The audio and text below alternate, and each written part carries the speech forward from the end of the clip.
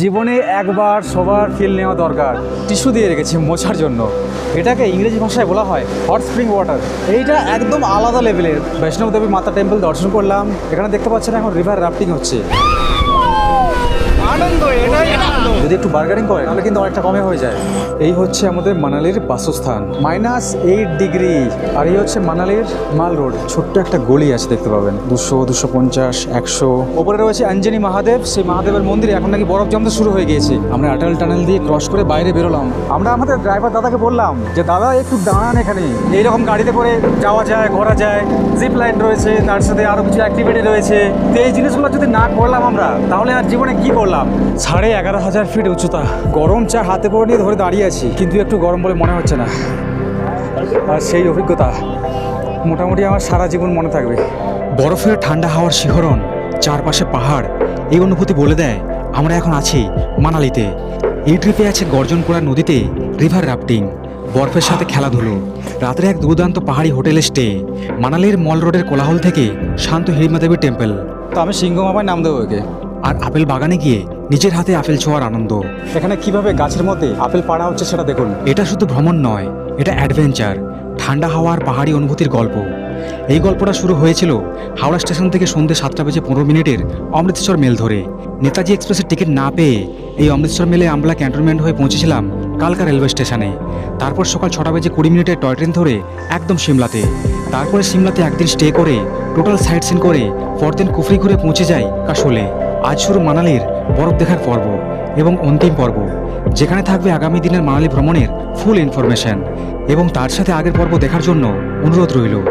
তাহলে চলুন ফিল দেব আজ মানালির ঠান্ডা হাওয়ার শিহরণ। নমো পার্বতে পতে, হর হর মহাদেব। হ্যালো বন্ধুগণ, সবাইকে very very good morning from Kasol. এখনের সকালের সময় দেখুন, ঘড়ি কাটা সকাল 7টা আর -6 ডিগ্রি। সামনেই দেখুন, হাতের সামনে রয়েছে পাহাড় চূড়ায় বরফ জমে আছে। মানে বুঝতে পারছেন, এখন হচ্ছে ডিসেম্বরের সময়ের মাঝামাঝি। পাশ দিয়ে বয়ে চলেছে পার্বতী রিভার। এত কনকনে ঠান্ডা এখানে, মারাত্মক লেভেলের। পার্বতী রিভারের গর্জন, তার সাথে পাখির ডাক, পাশে রয়েছে অজস্র ঝাউ, দেবদারু এবং পাইনের ফরেস্ট। সকালের মুহূর্তটা এতটাই রোমান্টিক, এতটাই রোমাঞ্চকর। এর আগের পর্বগুলোতে আপনারা অবশ্যই দেখেছেন যে কলকাতা থেকে কিভাবে জার্নি করে আমি এই জায়গাতে এসে পৌঁছেছি।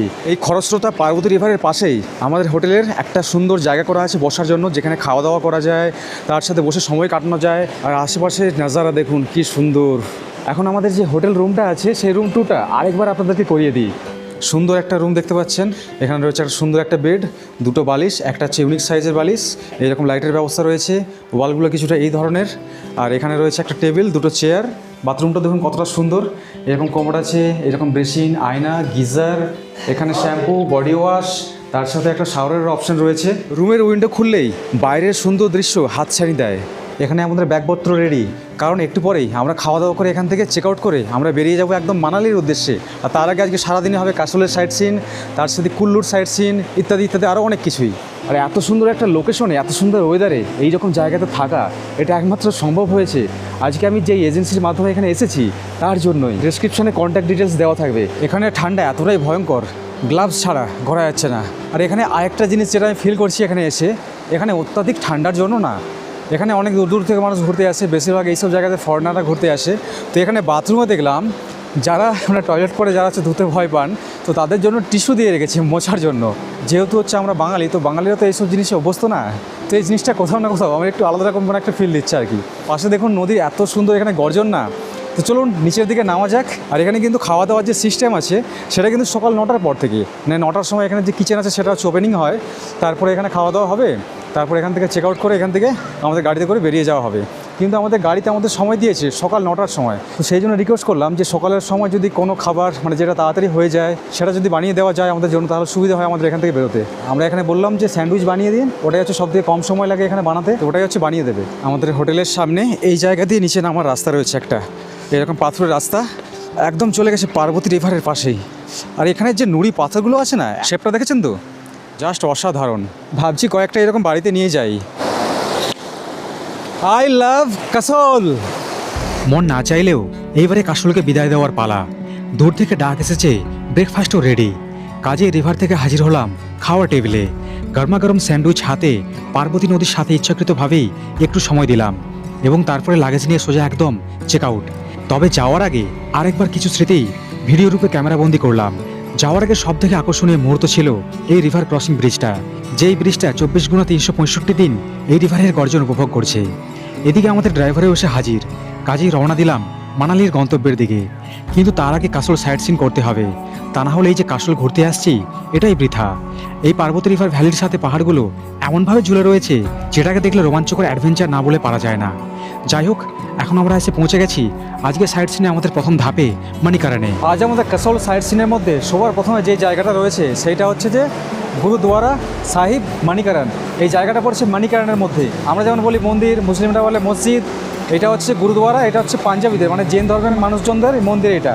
তো জায়গাটা কিন্তু খুবই সুন্দর, একদম অপূর্ব জায়গা। পেছনে চারিদিকে বেষ্টন করে রয়েছে পাহাড়, তার সাথে দেখুন এরকম সুন্দর একটা ব্রিজ আছে। আর বাম পাশে এখানে মানে ব্রিজের নিচে দিয়ে বয়ে চলেছে পার্বতী রিভার, যেই রিভারের পাশে আমরা হোটেলে রাত্রে স্টে করেছিলাম। এইটা আসলে এখানে উষ্ণ প্রস্রবণ, এইরকম উষ্ণ প্রস্রবণ ভারতবর্ষের অনেক জায়গাতে দেখতে পাওয়া যায়। আমাদের পশ্চিমবঙ্গের মধ্যেই বক্রেশ্বরে রয়েছে। তারপর আমি রিসেন্ট ঘুরতে গিয়েছিলাম রাজগিরে আমি দেখেছি। তার আগে আমি ঘুরতে গিয়েছিলাম দারিংবাড়ি থেকে ফেরার সময় সেখানেও দেখেছি। তো আজকে এই জায়গাতে এসে দেখছি এইটা একদম আলাদা লেভেলের, মানে এই জায়গার অভিজ্ঞতা, এই যে দৃশ্য, এই জিনিস কিন্তু কোথাও দেখতে পাওয়া যায় না। এটা একমাত্র এই মানিকারানের এই গুরুদুয়ারাতে আসলে এখানেই দেখতে পাওয়া যায়। এটাকে ইংরেজি ভাষায় বলা হয় হট স্প্রিং ওয়াটার। ভেতরে প্রবেশ করলে রয়েছে এখানে গরম জলের একটা সুন্দর কুণ্ড, যেখানে দেখতে পাচ্ছেন সবাই স্নান করছে।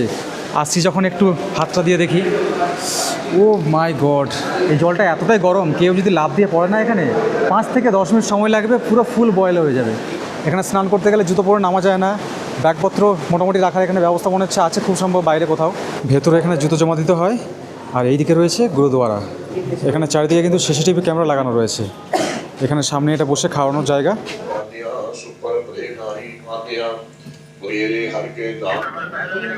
এখানে কিন্তু রুম বুকিং করে থাকারও সুবিধা আছে। এই যে দেখছেন সামনে লেখা রয়েছে রুম বুকিং। তো এখন আমরা মানিকারানের যে গুরুদুয়ারা আছে সেটা আমরা দর্শন করে এখন আমরা চলে যাচ্ছি বৈষ্ণব দেবী টেম্পলের দিকে। আর এই যে বৈষ্ণব দেবী টেম্পল, এই জায়গাতে মানে অনেকেরই হয়তো একটা ভুলভ্রান্তি হতে পারে, এটা কিন্তু সেই যে কাটরা বৈষ্ণব দেবী সেই বৈষ্ণব দেবী কিন্তু নয়, এটা হচ্ছে কুল্লুর মধ্যে পড়েছে, মানে কুল্লুর বৈষ্ণব দেবী টেম্পল। আর এই যে রাস্তাটা টোটাল, এই যে কাশোল থেকে যে আমরা এখন যাচ্ছি না হাইওয়ে দিকে, এই জায়গাটা খুবই সুন্দর আর ডেঞ্জারাসও আছে তার সাথে। এখানে আমরা যেগুলো টিভিতে দেখি না, ওই যে সেই বাদল ফাটা বলে যেগুলো হচ্ছে ধস নামে, তো সেই জিনিসগুলো এখানে মানে চাক্ষুষ দেখতে পাচ্ছি চোখের সামনে, মানে ভয়ও লাগছে এক প্রকার। কিন্তু এখন কোনো রিস্ক নেই, এখন যেহেতু মানে শীতের সিজন, কিন্তু বর্ষার সময় এই রাস্তা কিন্তু প্রচণ্ড ডেঞ্জার হয়ে যায়। আর এখন এই মুহূর্তে আমাদের রোডের পাশ দিয়ে কিন্তু চলেছে সেই পার্বতী রিভার, যে রিভারের সঙ্গে মানে কাল থেকে আমরা যাওয়া আসা করছি। আর কিছুক্ষণের মধ্যে আসতে চলেছে হাইওয়ে, তারপর ওখান থেকে সোজা একদম চলে যাবো বৈষ্ণব দেবী টেম্পলের দিকে। এই রাস্তায় যাওয়াকালীন দেখবেন কিছুটা ওই নেপালের মতো একটা ফিলিং দেবে আর কি। এখানে কিছু পাহাড় রয়েছে, মানে জাস্ট মানে রাস্তার অর্ধেক পর্যন্ত ঝুলে চলে আসছে, এমন কিছু জায়গা আছে যেটা কাল থেকে আস্তে আস্তে অনেকবারই হচ্ছে নজর করছি। আর এই রাস্তা দিয়ে যাওয়াকালীন এখানে দেখছি প্রচুর বাস রয়েছে, মানে এখানে যে লোকাল যে স্টেট বাসগুলো, যেখানে লেখা আছে হিড়িম্বা মাতা টেম্পলের নাম আপনারা অনেকেই শুনেছেন, সেই মহাভারতের গল্পে আছে না সেই ঘটোৎকচের মা হিড়িম্বা, তো সেই হিড়িম্বা দেবীর টেম্পল কিন্তু এই কুল্লুর মধ্যেই পড়ছে, মানে মানালির মধ্যে। সামনের রোডটা দেখুন জাস্ট কতটা ডেঞ্জারাস। এই জায়গাতে ল্যান্ডস্লাইড হয় মাঝের মধ্যেই। পাশে দেখতে পাচ্ছেন পাথরগুলো সব জমে আছে ডান দিকে রয়েছে একদম গভীর গিরিখাত। এখান থেকে নিচে মানে একদম সোজা পার্বতী রিভারে গিয়ে পৌঁছতে হবে। এখন আমরা চলে আসলাম চণ্ডীগড় মানালি হাইওয়েতে। এখান থেকে আমরা এখন চলে যাব ডান দিকে। সামনে রয়েছে একটা ছোট্ট একটা পুল, খুবই একটা সুন্দর প্লেস। আর এখানে পুল থেকে ডান দিকের দিকে লক্ষ্য করলে এখানে একটা গ্রাম আছে যেখানে জাপানি আপেল দেখতে পাওয়া যায়। জাপানি আপেল নাম শুনেছি, কিন্তু কোনোদিনও সামনে থেকে দেখিনি কিংবা খাইনি। তো ইচ্ছে আছে সামনে থেকে দেখার। তো আমাদের ড্রাইভার দাদাকে বললাম যে সামনে থেকে যেন একটু দেখতে পারি আমরা, সেই রকম জায়গা একটা নিয়ে গেলে ভালো হয়। ট্যুর শেষ করে যেদিন আমরা ফিরবো না, তো শেষের ব্লগে ওই জায়গাটা আপনাদেরকে দেখাবো, যদি সেরকম সম্ভব যদি হয়, তাহলে হাতেও একটু মানে ধরে একটু এক্সপিরিয়েন্স নেব। সামনে দেখুন বোর্ডের মধ্যে লেখা রয়েছে এখান থেকে কুল্লু 8 কিলোমিটার এবং মানালি 48 কিলোমিটার আর নগর 33 কিলোমিটার। এখন আমরা প্রবেশ করে গেলাম কুল্লু সিটিতে। এখানে বিশাল বড় একটা মার্কেট দেখতে পাচ্ছেন, তার সাথে এখানে পাহাড়ের নিচে না অনেক বাড়িঘর রয়েছে, অজস্র বাড়িঘর। আর এখানে আমাদের রোডের বাম পাশ দিয়ে মানে পাহাড়ের ঠিক নিচে এই জায়গা দিয়ে সেই কালকে যে আসছিলাম সেই বিয়াস নদী, যেটা হচ্ছে উৎপত্তি হয়েছিল হিমাচল প্রদেশ থেকে, সেই নদী আমাদের পাশ বরাবর মানে রোডের একদম পাশ বরাবর বয়ে চলেছে। আই লাভ কুল্লু। এখন আমরা চলে আসলাম এই জায়গাটায়। এটি হচ্ছে শ্রীমাতা বৈষ্ণব দেবী টেম্পল এই যে এখানে লেখাও রয়েছে, যেটা হচ্ছে কুল্লুর মধ্যে পড়ছে। এটা হচ্ছে এন্ট্রি গেট। এখানে ভেতরে জুতো জমা দিতে হচ্ছে। এখানে জুতো জমা নেওয়ার জন্য কোনো টাকা পয়সা লাগে না, মানে যে যার ইচ্ছে মানে যেমন খুশি এখানে দিতে পারে। সামনে এখানে কাউন্টার, আর এরকম একটা শিক্ষা দিচ্ছে এখানে। এটা হচ্ছে টোকেন আর কি, 50 নম্বর টোকেন। এই সিঁড়ি দিয়ে ওপরে চলে যেতে হবে, ওপরে রয়েছে মন্দির।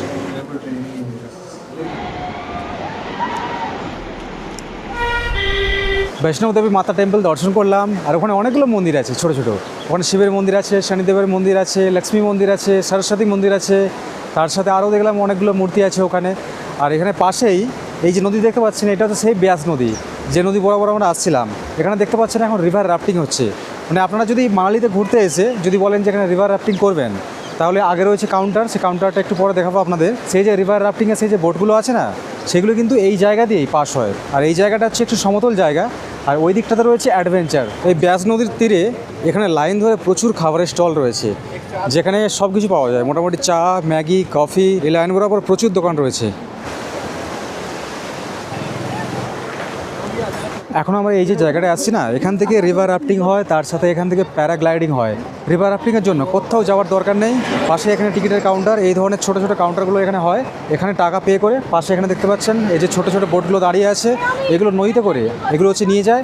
আর এখানে শর্ট ট্রিপ হয়, একটা হচ্ছে লং ট্রিপ হয়। শর্ট ট্রিপের জন্য যদি পুরো যদি বোট যদি নেন, তো সেক্ষেত্রে আপনারা 4 জনও থাকতে পারেন, 2 জনও থাকতে পারেন, কিংবা 5 জনও থাকতে পারেন। তো সেই ক্ষেত্রে কিন্তু 3500 টাকা করে নেওয়া হয়, পুরো হচ্ছে বোটের খরচ, একজনের কিন্তু না। আর যদি আপনারা লং ট্রিপ করেন, তার চার্জেস কিন্তু আরও অনেক বেশি। আর এখানে যে প্যারাগ্লাইডিং হয় না, প্যারাগ্লাইডিংয়ের হচ্ছে যেটা প্রাইস যেটা বলো, সেটা হচ্ছে 3500 টাকা থেকে স্টার্ট, না একজনের 3500 টাকা, অনেকটাই বেশি নিচ্ছে এখানে। আর এখানে পুরো যে জিম্মেদারি সেটা কিন্তু এনাদেরই। আর তার সাথে আপনারা যদি ভিডিওগ্রাফি করতে চান, ভিডিওগ্রাফির জন্য আলাদা একটা চার্জ লাগে, যেটা হচ্ছে 1200 টাকা লাগে। সেটা হচ্ছে ওনাদের যে ক্যামেরা আছে, গোপ্রো ক্যামেরা, যেটা মাথায় লাগানো থাকে হেলমেটে, তো সেই ক্যামেরা থেকে যদি ফুটেজ নিতে চান তবে। আর যদি নিজেদের কাছে যদি ক্যামেরা থাকে, সেটা গোপ্রো হোক কিংবা মোবাইল হোক, তবে সেটা নিজের দায়িত্বে করতে হবে, তার জন্য কোনো চার্জেস লাগে না। এখানে এসেছি যখন, বারবার তো এখানে আসা হয় না। আর ঋষিকেশেও রিভার রাফটিং হয়, কিন্তু সেখানে অনেকটা রিস্কি হয়ে যায়। তো এই জায়গাতে ভাবলাম একটু সেফ, তো এখানে করে নিচ্ছি। এরকম হচ্ছে জ্যাকেট পরিয়ে দিয়েছে, লাইফ জ্যাকেট, হেলমেট ছাড়া কিন্তু যাওয়া যাবে না। তো বেশি জন আসলে কোনো বার্গেনিং হয় না, যেই দামটা বলে সেই দামটাই কিন্তু নেওয়া হয়। আমরা যেহেতু 4 জন মাত্র আছি, তো আমাদের বাজেটটা বেশি পড়ে যাবে, সেজন্য বললাম যে একটু কম করুন। বেশিক্ষণে রাইড দরকার নেই আমাদের, মোটামুটি জীবনের যে একটা শখ সেটা হচ্ছে পূরণ করবো কিছুক্ষণের জন্য। নেই জো দিয়ে দিয়ে সেই আর নেই, ভিজে গিয়েছি পুরো। কেমন লাগছে সবার? মানে জলটা একদম বরফের মতো লাগছে বাইরে এসে। এখানে হচ্ছে রেনকোট পাওয়া যায়, যেটা হচ্ছে 100 টাকা করে চার্জ। অনেক পাথর আছে তো অনেক জায়গায় নদীর মধ্যে। আর যারা প্রথমবার রিভার রাফটিং করছেন, তো তাদের জন্য একটা হচ্ছে গাইড আছে, যেটা মানে যখন করবেন এখানে, তারাই হচ্ছে বলে দেবে, কোনো অসুবিধা নেই। এই যে দড়িগুলো দেখছেন, এই দড়িগুলো কিন্তু ছাড়া যাবে না।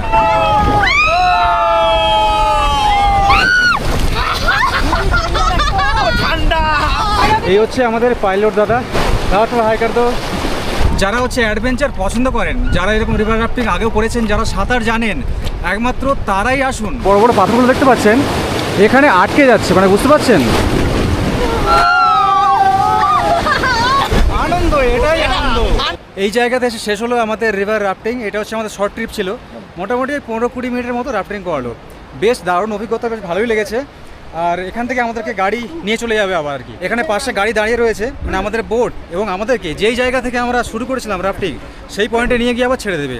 যেখানে আমরা রিভার রাফটিং করলাম, এখানে পাশে রয়েছে একটা খাওয়ার দোকান। একটা নয়, একাধিক দোকানই রয়েছে এখানে, যেখানে দুপুরের সময় এই ম্যাগি পাওয়া যাচ্ছে, তার সাথে মোমো পাওয়া যাচ্ছে, তারপর ডিম টোস্ট পাওয়া যাচ্ছে, এইগুলোই পাওয়া যাচ্ছে, আর কিচ্ছু পাওয়া যাচ্ছে না। দুপুরের লাঞ্চ এখানে পাওয়া যাবে না, এই আশেপাশে হোটেল আছে, হোটেলে যেতে হবে। তো যেহেতু সময় হচ্ছে গড়াচ্ছে, তো সেই জন্য ভাবলাম এখানে কিছু না কিছু খাবার খেয়ে নিই। এখানে রয়েছে 1 প্লেট মোমো, বেশ অনেকগুলোই দিয়েছে কিন্তু কোয়ান্টিটি, আর সাইজও কিন্তু বেশ বড়। কিন্তু মোমোর সাথে এখানে খালি চাটনি ফ্রি, এখানে স্যুপ পাওয়া যায় না, এই একটা সমস্যা। আর আমরা হচ্ছে অর্ডার দিয়ে দিয়েছি ম্যাগি, মোটামুটি চলে যাবে, খুব ভালো না খুব খারাপও না। চাটনিটা বিশাল ঝাল। এখানে হচ্ছে ডবল ডিমের অমলেট আছে, আর এখানে এটা ম্যাগি, প্লেন ম্যাগি হচ্ছে 50, আর এরকম যদি ডিম দিয়ে নেওয়া হয় তাহলে নিচ্ছে 80 টাকা করে। ডিমের অমলেটটা ডবল ডিম দিয়ে 50 টাকা, একদম গরমা গরম, খেলেই মুখ পুড়বে। এই রাফটিং পয়েন্ট থেকে কিছু দূর এগিয়ে রয়েছে অনেক শাল ফ্যাক্টরি। যারা শপিং প্রিয় মানুষজন, যারা মানালিতে এসে শীতের বিভিন্ন পোশাক কিনতে চাইছেন, তাদের জন্য এটা দারুণ অফার। যে জিনিসগুলো সিমলা মানালির মলে বিক্রি হয়, সেই সব জিনিসগুলো এখান থেকেই যায়। কাজেই প্রত্যেকটা জিনিসের প্রাইসও একদম ফ্যাক্টরির দামে বিক্রি হয় এখানে, এবং প্রত্যেকটা জিনিসের গুণমান বেশ ভালো এবং ফ্রেশ। মাত্র 100 টাকা থেকে শীতের জিনিসের দাম শুরু হয়। যে জিনিসগুলো মলের মধ্যে 5,000, 10,000 কিংবা 20,000-এ পাওয়া যায়, সেই জিনিসগুলো এই ফ্যাক্টরিতে একদম কম দামে পাওয়া যায়। শীতের শাল থেকে শীতের সমস্ত রকম পোশাক, সমস্ত রকম ভ্যারাইটিস কিন্তু এখানে পাওয়া যায়, যেগুলো চোখে দেখে এবং কেনাকাটা করে শেষ করা যায় না। এমন কিছু ইউনিক কালেকশনও এখানে রয়েছে, যেগুলো বাইরের দোকানে কিংবা মলের মধ্যে সচরাচর দেখতে পাওয়া যায় না।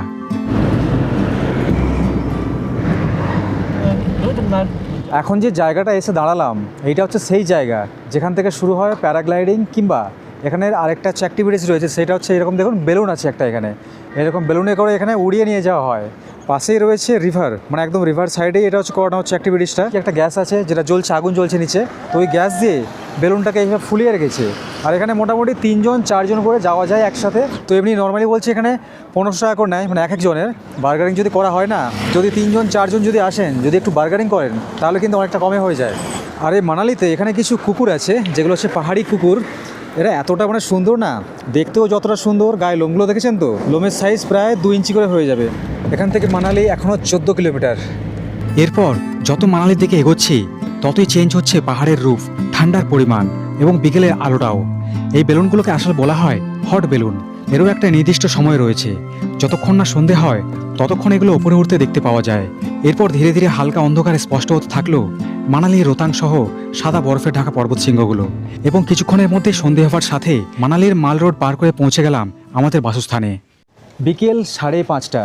এখন আমরা এসে পৌঁছলাম ম্যাল রোডের, ম্যালটা হচ্ছে জাস্ট পার করে হোটেল হিল টপে। এই জায়গা থেকে ম্যাল একদম পাশেই, 7 থেকে 8 মিনিট জোর করে হবে পায়ে হাঁটা রাস্তা। এই হোটেলে আমরা স্টে করছি টোটাল 2 নাইট। এইটা হচ্ছে রিসেপশন, বেশ সুন্দর একটা রংচঙে জায়গা, মানে সন্ধ্যের সময়টা না দারুণ লাগছে। এই হচ্ছে আমাদের রুম 305 নাম্বার। ভেতরে ঢুকতেই সামনেই রয়েছে বাথরুম, সুন্দর একখানা কোমোড, গিজার, শাওয়ার, বালতি, তার সাথে এখানে রয়েছে মিরর, তার সাথে অ্যাটাচ বেসিন। আর ঠিক এইটা হলো আমাদের রুম। দেখতে পাচ্ছেন কত বড় একটা বেড, আর এখানে সুন্দর করে দেখুন দুটো টাওয়াল দিয়ে না, মানে হাঁসের মতো করে সাজিয়ে দিয়েছে। আর এখানে রয়েছে দুটো সাবান, এখানে সুন্দর একটা ব্ল্যাঙ্কেট। কিং সাইজের বেড না হলেও 3টে মানুষ মোটামুটি থাকা যায়, মানে 2জন অ্যাডাল্ট, একটা বাচ্চা। এখানে রয়েছে একটা মিরর, এখানে রয়েছে সুন্দর একটা ওয়ার্ড্রফ, এখানে টেলিফোন, টেবিল, তার সাথে দুদিকে রয়েছে দুটো বাল্ব, এখানে রয়েছে ওয়াল ফ্যান, ওপরে একটা সুন্দর এরকম লাইট, আর তার সাথে ওপরের যে সিলিংটা দেখছেন সেটা কিন্তু উডেন। এখানে রয়েছে সুন্দর একটা হচ্ছে এলইডি টিভি, এখানে একটা টি টেবিল, তার সাথে দুটো চেয়ার। এই রুমের বাইরে রয়েছে সুন্দর একটা ছোট্ট ব্যালকনি, যেখান থেকে সামনের রোথাংয়ের যে পাহাড়টা আছে না, পাহাড়ের উপর বরফ জমে রয়েছে। রাতের জন্য বুঝতে পারছেন না। এই যে আমাদের রুম, তার পাশে এই যে ব্যালকনি, এখানে আরেকটা রুম রয়েছে। এখানে এটা হচ্ছে ভিউ রুম, এখানে দুদিকে দুটো উইন্ডো দেখতে পাচ্ছেন। এই হচ্ছে সুন্দর বেড, এখানেও একটা এরকম সুন্দর লাইটের ব্যবস্থা করা আছে। আর এই ছোট্ট ব্যালকনিতে একটা কিন্তু সোফা রয়েছে সুন্দর। এই হচ্ছে আজকে আমাদের রাতের বাসস্থান। তো বন্ধুগণ, এখন ঘড়ি কাটায় বাজে রাত্রি 8টা, -8 ডিগ্রি, মানে 8-8 পুরো ভালো মিলে গেছে আর কি। আর এই হচ্ছে মানালির মাল রোড, যেটাকে হচ্ছে আমরা বলি বাংলায় ম্যাল রোড। আসলে শব্দটা হচ্ছে ম্যাল না, সেটা হচ্ছে মাল। তো ম্যাল মাল দুটোই সঠিক, কোনোটা হচ্ছে ভুল বলবো না। আর এখানে এখন এত পরিমাণে ঠান্ডা না, হাতে দেখছেন গ্লাভস পরে বেরিয়েছি, নাক দিয়ে জাস্ট মানে জল বেরোচ্ছে, এতটা পরিমাণে ঠান্ডা এখানে। রাতের সময় মার্কেটটা দেখুন কিন্তু বেশ কিন্তু জমজমাট একটা মার্কেট। আর এখান থেকে শুরু হয়ে যাচ্ছে কেনাকাটার মার্কেট। এখানে এমন কোনো জিনিস নেই যে পাওয়া যায় না এখানে। এখানে সব বিশাল বড় বড় সব লাক্সারিয়াস সব এখানে সব দোকান টোকান আছে, কম বাজেট থেকে একদম বেশি বাজেট পর্যন্ত মারাত্মক লেভেলের দোকান রয়েছে এখানে। এখানে বিক্রি হচ্ছে গোলাপ জামুন, একদম ছোট্ট ছোট্ট। এখানে কিন্তু স্ট্রিট ফুড কিন্তু ব্যান করেনি অন্যান্য জায়গার মতো, এখানে মোটামুটি স্ট্রিট ফুডগুলো রাস্তার আশেপাশেই পাওয়া যায়। আর এত পরিমাণে ভিড় ডিসেম্বরের এই সময়, এখানে সামনে ভিড়টা আপনাদেরকে দেখাচ্ছি দেখুন। এই জায়গাতে রয়েছে সামনে সবার প্রিয় একটা দোকান, যেটা ঠান্ডার জায়গাতে সবাই এসে খোঁজে, মানে ওয়াইন শপের কথা বলছি। এই জিনিসটা এখানে মানে চারিদিকে ছড়াছড়ি, মানে গাদা গাদা দোকান, এত এখানে দোকান রয়েছে না সীমার বাইরে। আর এখানে দেখুন কিছু দোকান রয়েছে যেখানে সব সেল চলছে, মাত্র 300 টাকা 400 টাকা থেকে এখানে সেল চলছে। আর আজকে আমরা যেই জায়গা দিয়ে আসছি না, ওই যে সালের যে মার্কেটটা ছিল, ওই মার্কেটে সব থেকে দাম সস্তা এই জায়গার তুলনায়। আসলে এই জায়গাতে যে জিনিসগুলো পাওয়া যায় না, শীতের যে পোশাকগুলো, এগুলো সব ওই জায়গা থেকে সব আসে। ওখানে সব হোলসেল প্রাইস, কিন্তু ওখানে একটা জিনিস, ওখানে বার্গেনিং করা যায় না, যেই দামটা বলে সেই দামটাই ওখানে নেওয়া হয়। কিন্তু এখান থেকে আসলে অবশ্যই বলবো বার্গেনিং অবশ্যই করে নেবেন, তাছাড়া কিন্তু বেশি দাম নিয়ে নেবে। এটা হচ্ছে এখানে স্পেশাল পান, এখানে পাওয়া যাচ্ছে ফুচকা, তার সাথে এখানে মুমফলি বাঙালি হোটেল, বাঙালি হোটেল খাবারের জন্য। শান্তি ভোজনালয়। হ্যাঁ। লোকেশনটা কোন জায়গায়? লোকেশনটা হচ্ছে এই যে হোটেল ইয়াক, হ্যাঁ, হোটেল ইয়াক থেকে 3টে বিল্ডিং শেষ করার পর সামনে গলি করছে, গলির সাইড দিয়ে নিচে শান্তি ভোজনালয়। খুব সুন্দর খাবার, যে ডাল, আলু পোস্ত, চাটনি, পাঁপড়, আলু ভাজা, বেগুন ভাজা, চিকেন বিরিয়ানি সব কিছু পাবে। মানে হচ্ছে মানালিতে ঘুরতে এসে যদি বাঙালি খাবার দাবার যদি চান এখানে তাহলে কিন্তু এই আমাদের হোটেলে যেতে room আছে। পারেন। একটু মানে পজ করে নেবেন, নাম্বারে পড়তে সুবিধা হবে। তিবেতান মার্কেট লেখাই রয়েছে বড় বড় করে। গেটের মধ্যে দিয়ে প্রবেশ করে গেলে এখানে রয়েছে অসংখ্য দোকান। এগুলো হচ্ছে সব শীতের পোশাক। এখানে সব শাল টাল পাওয়া যাচ্ছে, তার সাথে এখানে জ্যাকেট, টুপি।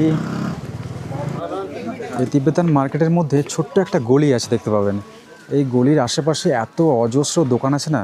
এখানে দেখুন সেল চলছে, 200 টাকা মাত্র, এখানে 200 টাকা মাত্র, এখানে 100 টাকা, এখানে রয়েছে 300 টাকা। প্রচুর ভ্যারাইটিস পাওয়া যায় এখানে।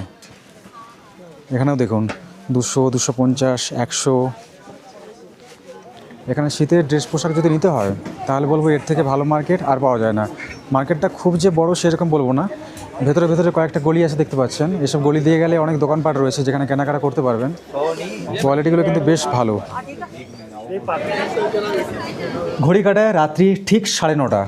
এখানে একটা রুল আছে, রাত্রি 9:30, 10টা বেজে গেলে তারপর কিন্তু খাওয়া দাওয়ার আর দেওয়া হয় না, ক্লোজ হয়ে যায় কিচেন। এখানে রয়েছে রাইস, তার সাথে হচ্ছে রুটি, এখানে রয়েছে চিকেন কারি, আর তার সাথে রয়েছে ডাল ফ্রাই। -8 ডিগ্রিতে নাকের জল ফেলতে ফেলতে এই খাবার দাবার মোটামুটি খাওয়া দাওয়া সেরে আমাদেরকে রাতের মতো ঘুম দিতে হবে।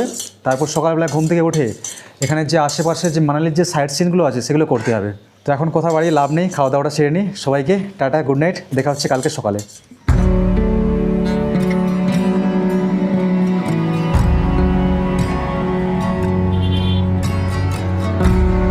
এখন ঘড়ি কাটায় সকাল 9টা।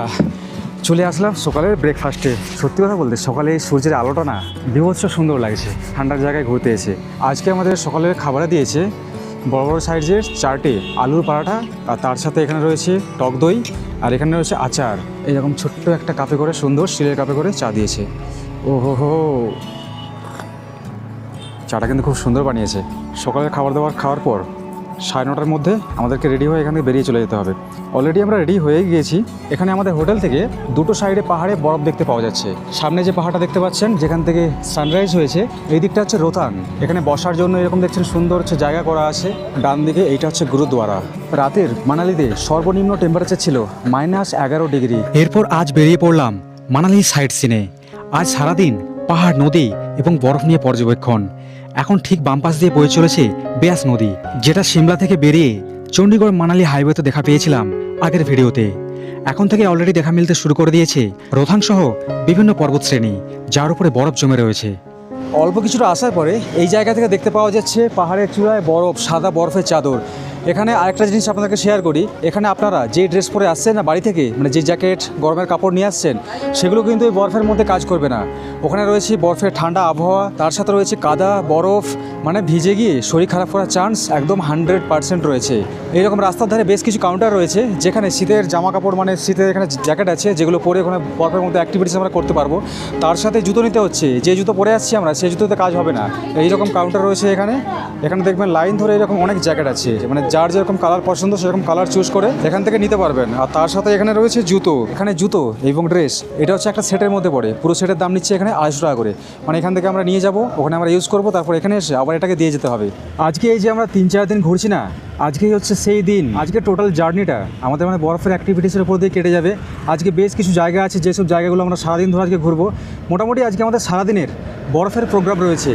আমরা এখন চলে যাচ্ছি সোজা একদম সোলাং ভ্যালি হয়ে অটল টানেল, কক্সর, তারপর শিশু, এইরকম বেশ কিছু জায়গা রয়েছে যে জায়গাগুলোতে আজকে আমরা যাব, তার সাথে আমরা এক্সপ্লোর করব। আর যে জিনিসটা আপনাদেরকে বললাম, আপনারা কিন্তু এখানে আসলে অবশ্যই এখানে যে শীতের যে পোশাক আছে না, মানে বরফে অ্যাক্টিভিটি করার জন্য, এগুলো কিন্তু অবশ্যই নিয়ে নেবেন। চার্জেস এমন কিছু বেশি নিচ্ছে না। শুধু জুতো নিতে গেলে সেখানে নিচ্ছি 150 টাকা, কিন্তু 100 টাকা বেশি দিয়ে দিলে পুরো একটা মানে প্যাকেজের মতো হয়ে যাচ্ছে আর কি। এখন আমরা প্রবেশ করে গেলাম সোলাং ভ্যালির মধ্যে। কি সুন্দর দেখুন জায়গাটা, এখান থেকে প্রকৃতি পুরো একদম চেঞ্জ হয়ে গেছে। এই যে সামনে পাহাড়টা দেখতে পাচ্ছেন, এটি হচ্ছে রোহতাং পাস। এখান থেকে চতুর্দিকে বরফের ভিউ দেখতে পাওয়া যায়। ডান দিকটা দেখুন, এই দিকটা ওফ অসাধারণ। এই জায়গাটার নাম সোলাং ভ্যালি। চারিদিকে বরফ দেখতে পাওয়া যাচ্ছে, আর এখান থেকে না স্কুটার আছে, স্কুটারের ব্যবস্থা আছে, কিন্তু এই স্কুটারে মাত্র 2 জন করে যায়, বলছে 1500 টাকা করে নেবে। ওপরে রয়েছে অঞ্জনি মহাদেব, সেই মহাদেবের মন্দিরে এখন নাকি বরফ জমতে শুরু হয়ে গিয়েছে। এগুলো বিশেষ করে হচ্ছে কাপলদের জন্য।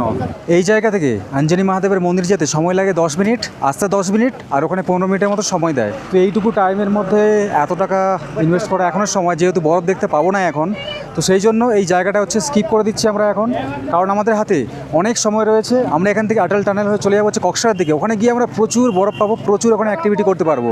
তবে আপনারা চাইলে অবশ্যই গিয়ে দেখে আসতে পারেন এই মন্দির। এই অঞ্জনি মহাদেবকে বলা হয় মিনি অমরনাথ। ঠিক অমরনাথের মতোই এখানেও শীতে কয়েকটা মাস বরফের শিবলিঙ্গ রূপে দর্শন মেলে মহাদেবের। জানুয়ারি থেকে এই সব জায়গা চেনাই যায় না, কারণটা অত্যাধিক স্নোফল। বরফ দেখার জন্য যেটা আদর্শ সময় আমরা সবাই জানি। অনেকেই জানেন বাতাসের টেম্পারেচার মাইনাসে রান করলেই স্নোফল শুরু হয়ে যায়। আসলে স্নোফল এভাবে হয় না। নিচে -1 ডিগ্রি থেকে 2 ডিগ্রি হলেও বাতাসের ওপরে যেখানে বরফ ঝরে পড়ে সেখানে বরফের কণা জমতে -5 থেকে -10 ডিগ্রি টেম্পারেচারের দরকার হয়। রাতের টেম্পারেচার মানালিতে এখন -13 ডিগ্রি, সেটা পাহাড়ের উপরের বাতাসে। তাই প্রতিদিন রাতে পাহাড়ের উপর তুষারপাত দেখতে পাওয়া যায়, কিন্তু দিনের বেলায় -2 থেকে 5-এর মধ্যে থাকায় দিনের বেলায় বরফকণা না জমার ফলে তুষারপাত দেখতে পাওয়া যায় না। মানালিতে দিনের বেলায় তুষারপাত শুরু হয় শীতের প্রথম বৃষ্টি হলেই, কারণ ওই সময় বাতাসে জলীয় বাষ্পের পরিমাণ ভরপুর পরিমাণে থাকে এবং টেম্পারেচার নেমে যাওয়ার ফলে ওই সময় বরফকণা বাতাসে জমে পড়তে দেখা যায় এবং চারিদিক মোটা সাদা চাদরের মতো আস্তরণ দেখতে পাওয়া যায় এই মানালির মধ্যে। গত বছর স্নোফল হয়েছিল জানুয়ারি মাসেই, তাই এই বছরও জানুয়ারি মাস থেকে স্নোফল দেখতে পাওয়া যাবে 98% ভেবেই নেওয়া যায়, তবে বৃষ্টিপাত যদি হয় তবে।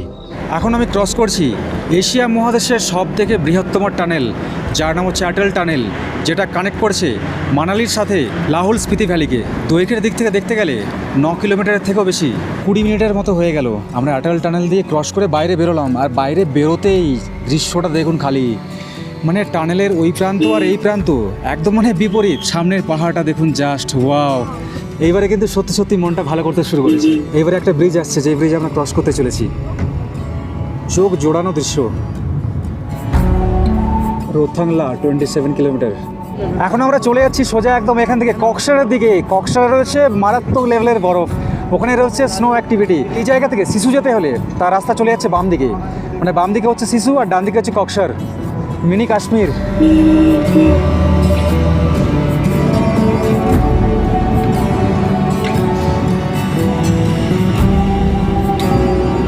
এখানে পাশ দিয়ে একটা নদী বয়ে গেছে দেখতে পাচ্ছেন নিচে।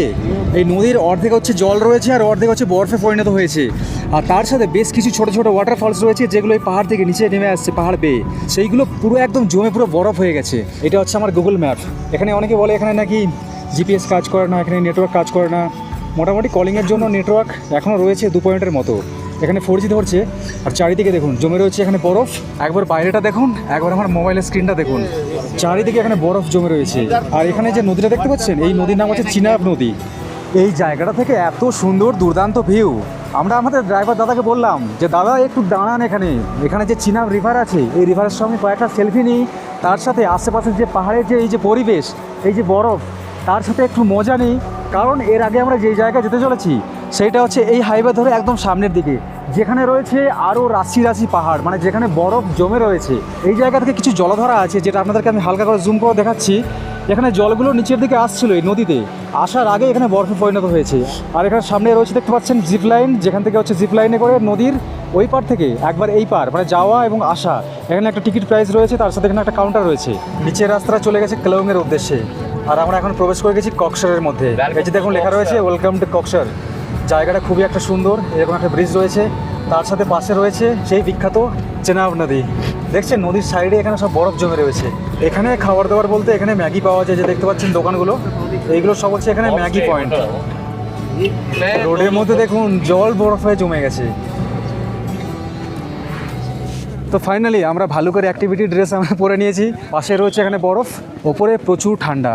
এখানেও আশেপাশে অনেক দোকান রয়েছে যেখানে এইরকম বরফের জ্যাকেট, তার সাথে জুতো টুতো ইত্যাদি সব কিছু কিনতে পাওয়া যাচ্ছে। এখানে কিন্তু অনেক রকম অ্যাক্টিভিটি করা যায়। এই যে দেখছেন ছোটো ছোটো যে এরকম গাড়িগুলো আছে, এই গাড়িগুলোতে করে একদম বরফের ওপর পর্যন্ত নিয়ে যায়, কিন্তু তার জন্য একটা চার্জ আছে। শেষমেশ যেটা আমরা বুঝলাম, ওপর পর্যন্ত আমাদের পৌঁছতে হলে অনেক সময় লেগে যাবে। এত সময় যদি আমরা এখানে দিই, শরীরে কষ্ট বেশি হবে। তার সাথে এখান থেকে আমরা যে শিশুতে আমরা যেতে পারবো না, অনেক দেরি হয়ে যাবে। তো সেই জন্য এখান থেকে এই যে গাড়িগুলো আছে, যেগুলো হচ্ছে দুজন করে নিয়ে যাচ্ছে, এই গাড়িগুলোতে করে আমরা চলে যাবো যেখানে স্নোফল হচ্ছে একদম টপ পয়েন্ট পর্যন্ত। এখান থেকে 1,500 টাকা করে লাগছে এক একজনের, মানে একটা গাড়িতে নিচ্ছে 3,000, দুজনের বেশি যাওয়া যায় না। পাশে রয়েছে এখানে টিকিটের কাউন্টার, এখানে অনলাইন পে করা যায়। তার সাথে এখানে যদি চান এখানে ক্যাশ পে করতে পারবেন। আর এখানে জিও সিম কিংবা অন্যান্য সিম কিন্তু কাজ করে না। এখানে এনাদের হচ্ছে যে ওয়াইফাই আছে, এখানে ওয়াইফাই থেকে কানেক্ট করে এখানে অনলাইন পে করা যায়। আর এখানে আপনারা যদি আসতে চান তাহলে বলবো আপনারা এখানে BSNL এর সিম নিয়ে আসুন। BSNL এর এখানে নেটওয়ার্ক রয়েছে, বাদবাকি অন্যান্য সিমের কিন্তু নেই। এখানে আপনারা যখন টিকিট কাটবেন এই গাড়ির জন্য, তখন এরকম একটা পর্চি দেওয়া হবে। এই পর্চিটা এই দাদাকে দেখাতে হবে, তারপর এখান থেকে গাড়িতে করে যাওয়া হবে। আর এই পর্চিটা কিন্তু অবশ্যই গোছ করে রাখতে হবে, কোনোভাবে যদি হারিয়ে যায় তাহলে কিন্তু আমরা ওপর থেকে নিচে আসতে পারবো না। এই গাড়িতে করে আমরা যাবো। এখানে বরফের অ্যাক্টিভিটি বলতে এই জিনিসগুলোই, এইরকম গাড়িতে করে যাওয়া যায়, ঘোরা যায়, জিপ লাইন রয়েছে, তার সাথে আরও কিছু অ্যাক্টিভিটি রয়েছে। তো এই জিনিসগুলো যদি না করলাম আমরা, তাহলে আর জীবনে কি করলাম? কারণ এইসব জায়গাতে আমরা তো বারবার আসি না, সেই 6 মাসে 9 মাসে 3-4 বছর ছাড়া। এটা হচ্ছে আমার প্রথমবার।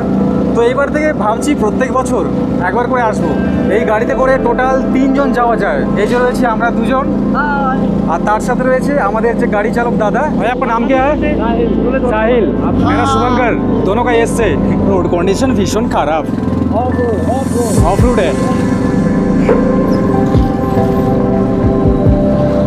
এখন আমরা এই মুহূর্তে প্রায় চলে আসছি অনেকটা উপরে। এত পরিমাণে স্নো পড়েছে উপরে, ওফ কি লাগছে দেখুন।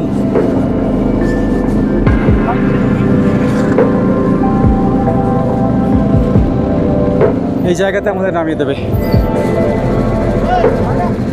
এত বরফ এই জায়গাতে আসার পর, আর এই জিনিস জীবনে একবার সবার ফিল নেওয়া দরকার।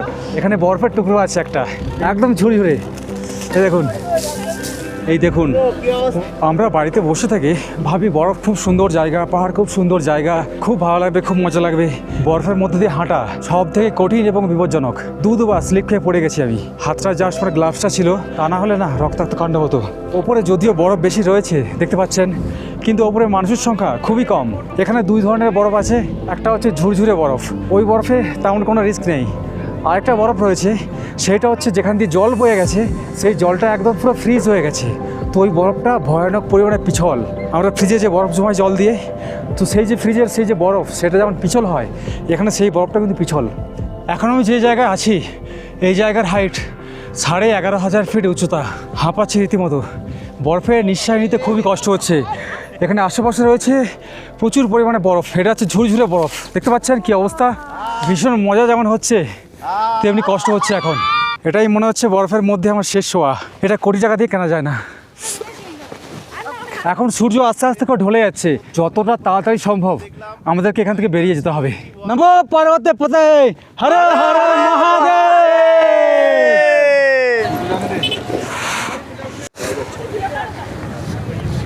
আমরা ভাবছি এই জায়গাতে এই জিনিস আমরা সহ্য করতে পারছি না, তাহলে যারা এভারেস্টে চড়াই করে তাদের কি পরিমাণে কষ্ট। এখানে পাশে এখানে চা, ম্যাগি এইসব বিক্রি হচ্ছে। গরম চা হাতে করে নিয়ে ধরে দাঁড়িয়ে আছি, কিন্তু একটু গরম বলে মনে হচ্ছে না। মারাত্মক লেভেলের ঠান্ডা, সারা জীবন মনে থাকবে। আর একটা জিনিস আমার ভালো লাগলো, এইরকম জায়গাতে এসেও 20 টাকায় চা পাচ্ছি। বেশি কিছু বলতে পারছি না এখন। এছাড়া এখানে স্কিং অ্যাক্টিভিটি ট্রেনিং করানো হয়, যার একটা চার্জও রয়েছে। তবে এগুলো যে যার ইচ্ছে মতো, চাইলে করাও যায়, চাইলে নাও করা যায়। এরপর আমরা কক্সার ছেড়ে ফিরে চললাম নিচের দিকে, যেখানে আমাদের গাড়ি দাঁড়িয়ে আছে। যাওয়ার আগে শেষবারের মতো একবার মন থেকে ছেড়ে যাওয়ার দীর্ঘশ্বাস দিয়ে বললাম আবার দেখা হচ্ছে নেক্সট ইয়ার। কিন্তু নিচে পৌঁছে চক্ষু চড়ক গাছ। যদিও আগে থেকে আমাদের ড্রাইভার দাদা আমাদের বলে দিয়েছিল গাড়ির নাম্বার মোবাইলে তুলে নিতে, কিন্তু সমস্যা হলো কয়েক হাজার গাড়ির মধ্যে একটা গাড়ি খুঁজে নেওয়া।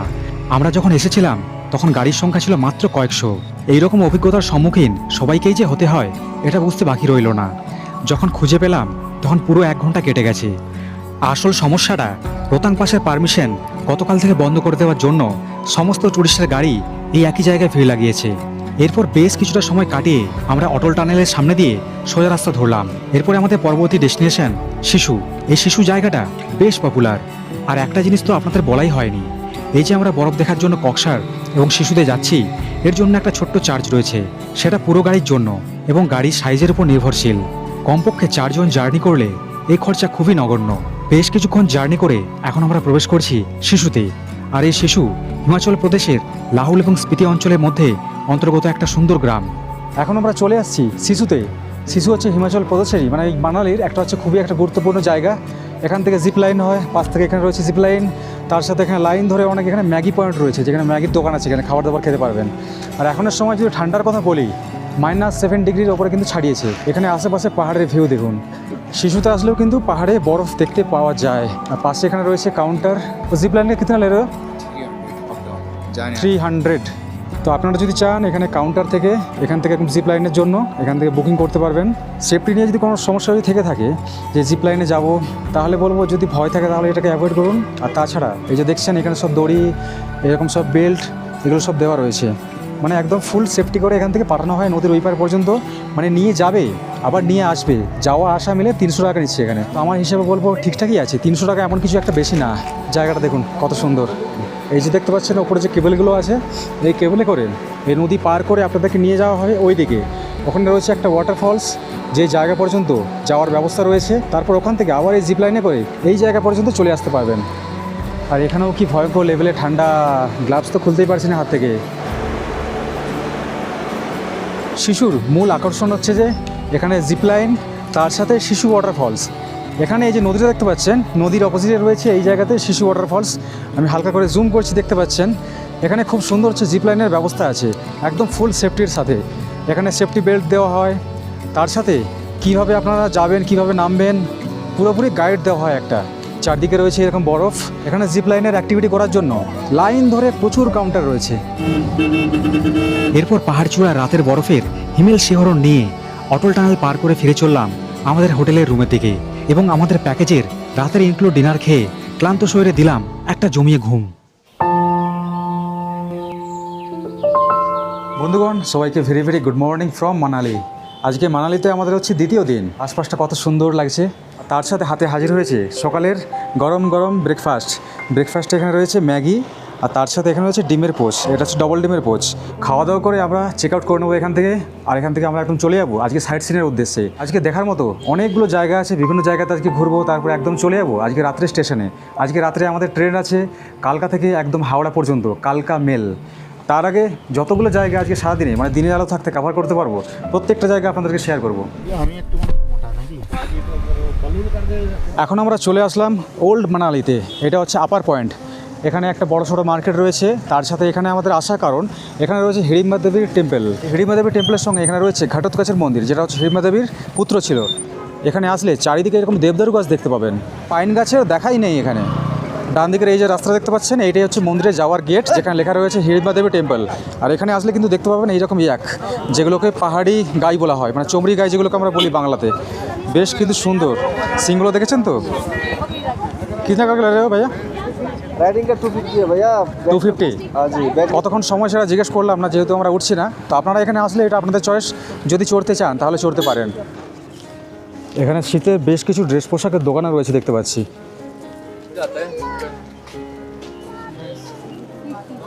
বাইরে দেখে কিন্তু বুঝতেও পারিনি যে ভেতরে এত মানুষ এখানে থাকতে পারে। জায়গাটা দেখুন, অপূর্ব সুন্দর একটা জায়গা। এখানে চাইলে এই গাছের সাথে সেলফিও নেওয়া যায়। এই যে সামনে যে মন্দিরটা দেখছেন, এটা হচ্ছে হিড়িম্বা দেবী টেম্পল। এই মন্দিরে প্রবেশ করতে হলে জুতো খুলে এই ধরনের লাইন দিয়ে ভেতরে প্রবেশ করতে হয়। বেশ মানে মারাত্মক পরিমাণে লাইন লেগে গেছে, মোটামুটি ঘন্টাখানেক সময় লাগবে যদি লাইনে দাঁড়াই। মন্দিরের ঠিক ডান দিকেই এই জায়গাতে জুতো রাখার জন্য এরকম ছোট ছোট না তাক করা আছে। এই যে গেটটা দেখছেন, এইটা হচ্ছে হিড়িম্বা দেবী মন্দিরের ভেতরে যাওয়ার জন্য গেট। লাইনটা পড়েছে একদম মন্দিরের পেছন সাইড থেকে, মানে রাউন্ড রাউন্ড করে একদম ঘুরে ঘুরে এই জায়গাতে হচ্ছে দর্শন।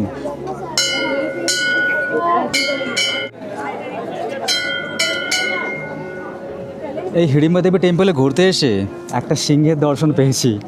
সত্যিকার এটা দেখলে কিন্তু সিংহের মতোই লাগে এগে। মানে পাহাড়ে আমরা যে ঘুরতে আসি, এই যে পাহাড়ি যে গাইগুলো আছে সেগুলোকে আমরা বলছি চমড়ি গাই। এর কি নাম দেওয়া যায় একটা বলুন আপনারাই ভেবে। তো আমি সিংহ মামায় নাম দেবো একে। আর গায়ের যে লোমগুলো আছে না, কম করে 2-3 ইঞ্চি হবেই হবে। আর খুবই মানে শান্ত মেজাজের। ভাই क्या खाते हो? इतना बॉडी कैसे बनाया? আরাম নিচ্ছে। 8 থেকে 10 মিনিটের রাস্তাও কিন্তু ঠিক করে না আমরা চলে আসলাম ঘটোৎকচের টেম্পলের দিকে। এখানে কিন্তু আলাদা করে কোনো মন্দির নেই, দুটো দেবদারু গাছ দেখতে পাবেন, যার নিচে রয়েছে মন্দির। চলুন দেখাই।